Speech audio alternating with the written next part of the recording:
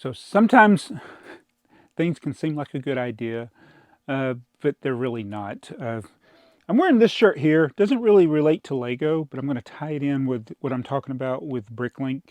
I went on this train ride, the Great Smoky Mountain train ride. We were driving, I think we were going somewhere in North Carolina or South Carolina. I can't remember where we were going, but I saw this look like an abandoned railroad winding around. I'm like, oh, that's an old railroad line. And I kept seeing it. And then we got so far and we saw a train. I'm like, hmm. And then we looked it up and it was this train ride. And then when we came back through, coming back home, we decided to stop there and do the train ride. And I thought this would be a great opportunity for me to film some footage of the train. But I decided to write it. And guess what you can't do? You can't get a video of the train moving. I mean, you can kind of, you're on the train and it's moving. I wanted to get a picture, I wanted to get videos of like the steam locomotive going by, but I'm on the train. So it's like, yeah, it was a bad idea. I mean, I'm glad we did the train ride and we got to you go to one end, you get out for a few minutes, and then I think there's a creek, river, a creek, and then you come back, and that's the train ride. Another mistake is eating peanuts before you start filming a video when you're starting to develop a mild peanut intolerance.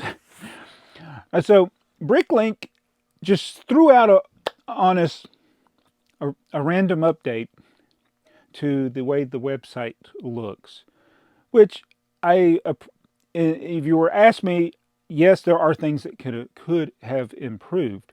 The only problem is Lego made it worse. And that's the one thing Lego seems to be good at, is messing up apps and websites. So I want to rant about it for just a few minutes, but maybe in the end it's going to be better. We will see. So I logged in. I use my phone probably for about 95% of what I do with BrickLink, whether it's buying, responding to people. The only thing I don't do on my phone is list stuff. When we're picking orders, sometimes we'll look at the orders on BrickLink. And so I like to check to see what orders I got. Where did it go? There used to be all those little bars at the top. In fact, they just abruptly changed it. They didn't give you a choice. And then it's like you log in, like, where did everything go? And then the first time I logged in, it made me decide between being a buyer or a seller. And I was like, neither. I'm both. I don't need to choose. I don't want to choose. I'm both. I'm almost equally. I'm probably more of a buyer than a seller, even though I sell a ton of stuff over there. Oh, and speaking of selling, on eBay, I got a notification from eBay that I am in the top 5% because I did better than 99% of the other people. And I'm like, I'm in the top 5. Well, 1% is in the top 5%, that's for sure. But why didn't they just say that? And then I don't know what something about 13. I don't know what that's in there, which shocked me because I didn't really sell a lot on eBay. But anyway, that being said, I mean, I sold a lot more in BrickLink than I did on eBay. So apparently it's very easy to be in the top 1% on eBay selling Lego. But back to the thing. So they just changed everything on BrickLink. And so we're trying to figure out where everything is now. Where it used to be you just click on something, now you got multiple clicks. And one of the things I used a lot, and I probably didn't even use it in the right way. There's probably people that were more efficient with using it, but it's wanted lists.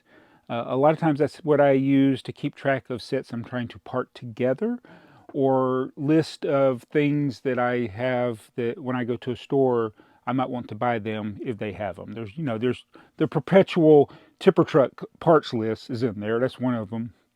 There's random vintage pieces. One thing I don't have that I always try to get is train tracks, but I don't have train tracks on my wanted list because all I do is go to a store and just look at their train tracks, which is pretty easy because there's not a lot of different variety there. But yeah, the wanted list is like buried, and it does look different on mobile now than it does on desktop. I used to be able to see it just like the desktop on my phone, even though it makes everything really, really small. But it worked for me. And I've been using that site for 24 years. So what's the problem? So yeah, they're making some changes. And I was able to get a screenshot because when I opened my laptop up, my Mac, it was still showing the last page we looked at, which showed all the icons that were there. And as soon as you clicked on anything, it all disappeared. So I'm hoping they're not ruining it.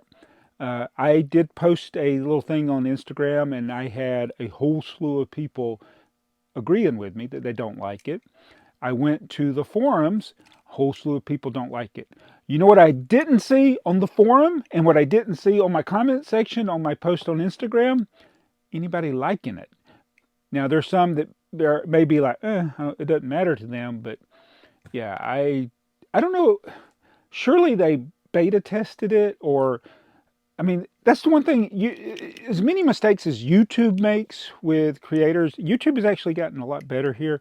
It's like I've had less negative things to say about YouTube or to complain about YouTube because they have seemed to work out some of those problems they had over the years where they just roll out changes and everybody be like, whoa, whoa, what's up? Why did you change this? We like that. So now they test things. YouTube tests things before they roll them out. I just got another video I'll watch where they're rolling out things and they're giving like everybody 3 different views. So that's like if you're in the beta. I've been in the beta and different tests that YouTube has done. I think that's how the A-Fool podcast got so popular in the early days. We were kind of in the beta for podcasting in general. So they were promoting the A-Fool podcast. That's why we got videos over there that got over 100,000 views, which is crazy for a podcast. Now we're back to the normal views that you get. So I'm hoping that I've calmed down since yesterday when I saw the other day when Lego made all the changes to BrickLink. I'm hoping they don't totally destroy it. We were able to work on the orders. I still wish the wanted list was at the top. It's down to 3 icons, and I think everything's going to be in drop downs, and there may be more changes that they're rolling out. So we'll see. And one thing I do hope they change, and if they do, I'll be applauding it, is the search feature where you can misspell words and it still search for the item.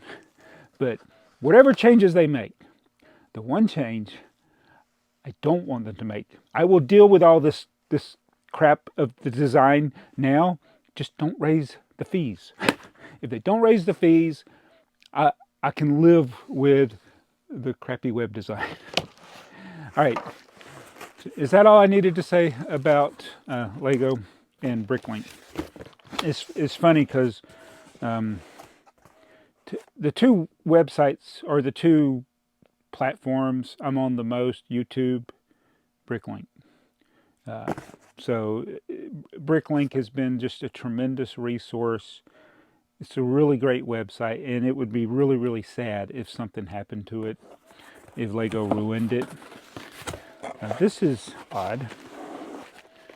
They packed the small box inside a bigger box when they could have just shipped this box. So I don't know why they did that.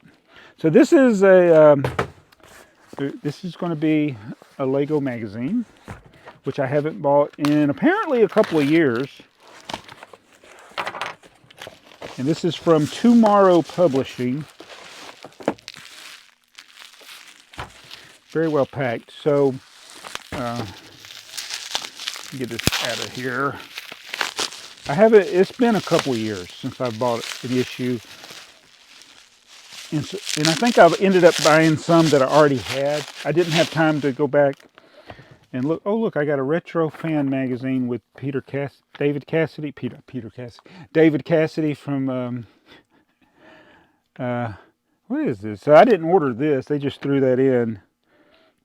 Buckaroo Banzai, Mighty Mouse, Sonny and Cher. It's even got a Lego article. Don't be a blockhead. Read our Lego history. There. So this is apparently another magazine. I bet you they throw this in here so you can go buy back issues. But anyway, so the Brick Journal magazine is what I bought. So I haven't bought it in a while. And these are, right now, the new issues are $11, but I think they're discontinuing production of Brick Journal. So I said, oh, well, since they're going to end it, I might as well go ahead and get the issues I'm missing. Unfortunately, there's one issue that was already sold out. But every other issue that I didn't have that hasn't been released, that has been released, I was able to get, which should be in here. So we got, let's see, if are these in order?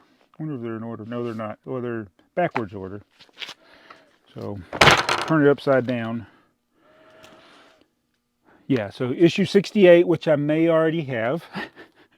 Got issue 68. Then we got issue 69. And if you see these magazines on BrickSet, those are Joey's pictures he submitted. So you can add these to your inventory of your collection. This is 70. We got 71. We got 72. Now this is we're definitely into the ones I didn't have. 73. 70. See, $10.95 retail price. This is 74. We got 75. 76. Animal Kingdom. See, I'm seeing some of these for the first time. Oh, that's almost like a Fabuland look. Lego Photography Return 70. Uh-oh, did I miss one? 76, 77. So the next issue is the one I'm missing, yeah. So this, it goes from 77 to 79. 78, for whatever reason, 78, even though it's more recent than all of those, is sold out. So I don't know if there's something in that particular issue that people wanted to buy it, if there's somebody that got featured that he bought a bunch of copies of it, or I don't know. So we got 79. So now I got to try to figure out how to get, and this is unusual because there were times you could go all the way back to the really early issues and still get them in back order. I could get a digital version of 78, but I would never look at it. Here is 80. We got 81. Oh, this New Hiroshima. Everybody knows New Hiroshima. And then we got 82, Disney. Nobody knows what Disney is. 83. Ooh, Classic Space. Who's this? Dana. Oh, Dana. He's in the, used to be Dixie Lug. What is it called now? Peach Lug. Dana made the micro builds. These were at Atlanta BrickCon last year, but he's local here in the state I'm in, Georgia, Dana. And then we got another, oh, look at that. You can't get enough of New Hiroshima, apparently. I don't know if it needed two covers that close together. 84. And I did order one or two more that I guess haven't been released yet, so I'm not sure what the last issue will be. So now all I got to do is figure out where I put the other 67 plus issues. And then I should have a almost complete set. So 78 I'm missing. And then there's whatever else is to come out. But I spent all this time and I never told you the deal. Most of these, except for the most recent ones, they were $3. To a $10.95 cover, you can get them for $3. And then this was shipped media mail. It's a great deal. So if you want these, and this is not sponsored, I do like this magazine. I have bought these issues from going way back. I remember meeting Joe Mino way back in like 2014 at Brick Fair. But yeah, $3. Can't beat it. So, and that the sad thing is there were more issues I could have got for $3, but I knew I already had them. I think I got 2 or 3 that I already had in this lot, but that's okay. Maybe I can trade somebody for 78. I need to issue 78, but yeah, that's a good deal. And it is a good magazine. Just nobody reads magazines anymore, I guess, because of the internet. But I like having print media. So thank you for watching this video. I'll be back tomorrow in a different shirt. Yeah, I was going to save this shirt for something train related, but Yeah, I got those videos over on Trains Are Fun where we rode this Great Smoky Mountain Railroad. Some of my lowest viewed videos on YouTube on that channel. So pretty cool. See you guys.